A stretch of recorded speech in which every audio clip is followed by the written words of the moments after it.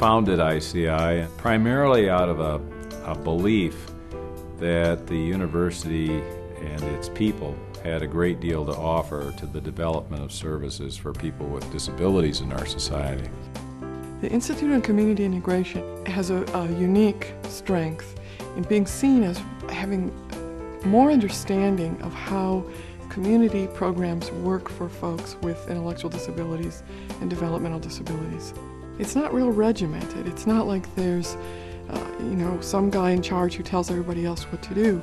There's, 150, a couple hundred people, each of whom are exploring some of the ideas that they're really interested in. The Institute is organized around 4 specific parts of the life cycle of individuals with disabilities. We start first with early childhood.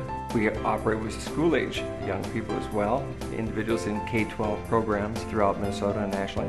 The third area focuses on transition and employment services for adolescents who are preparing to leave public school. The fourth area is adult and community services, which has been a very core part of the Institute's programming since inception, even before its inception.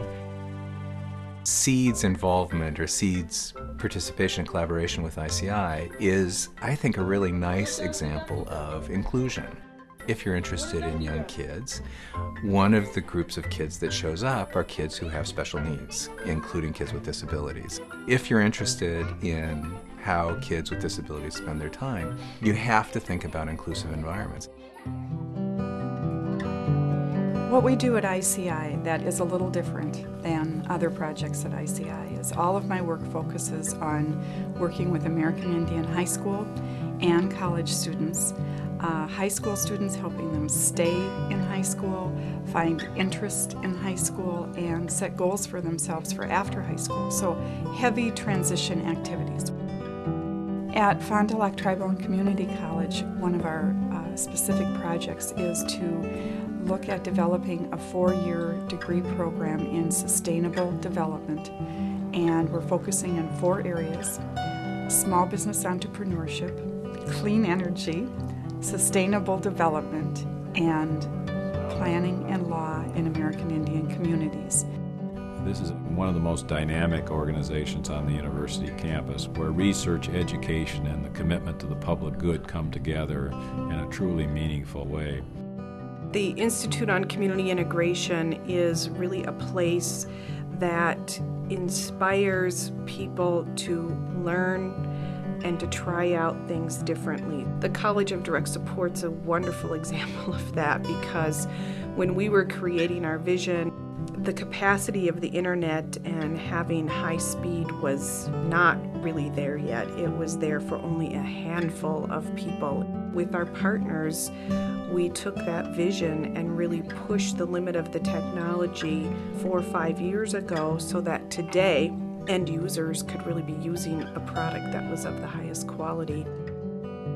I think the work of the Institute on Community Integration has been an enormous help to the field, because it's created a bridge between the traditional academic disciplines and the people that are engaged in direct service and support to people with disabilities. I have FASD, which is fetal alcohol spectrum disorder. That was caused during my mom drank when she was pregnant with me. I'm a public speaker on fetal alcohol syndrome.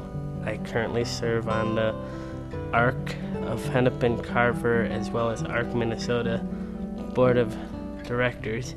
At ICI, I am an office assistant. I like ICI because they see me as a person, but they also acknowledge my abilities and inabilities as well. ICI is one of the great resources. It's a place where you can go and get a little package of invention off the shelf.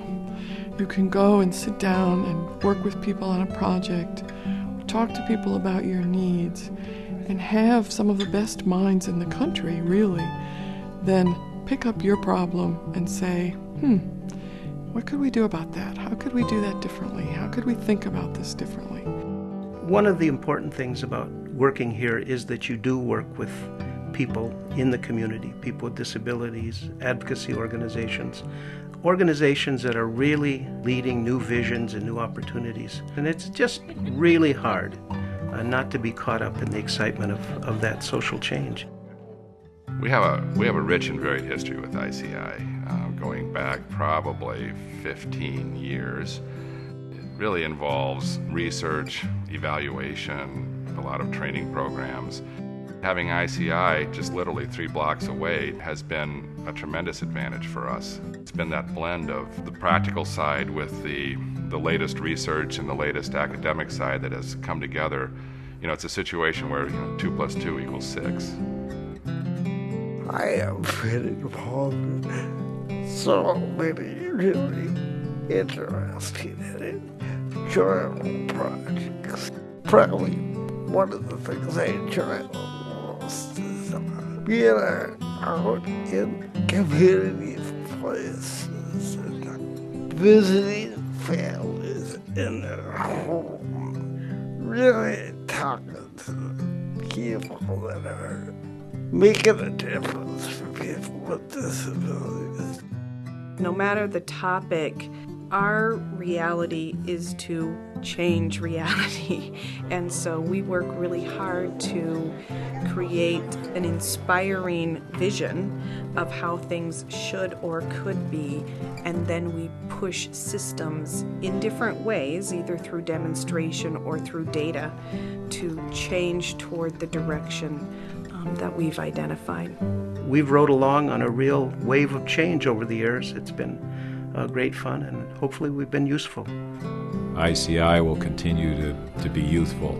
It'll never reach middle age. It will constantly find new energy, new frontiers, new issues to confront, because it has this sort of spirit of innovation, this deep and enormous commitment to really making the world a much better place for people who need really some extra assistance and support.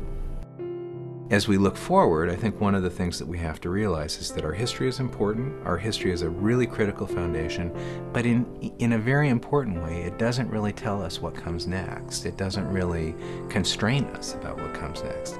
The history is a great foundation for a future that's still fairly uncertain.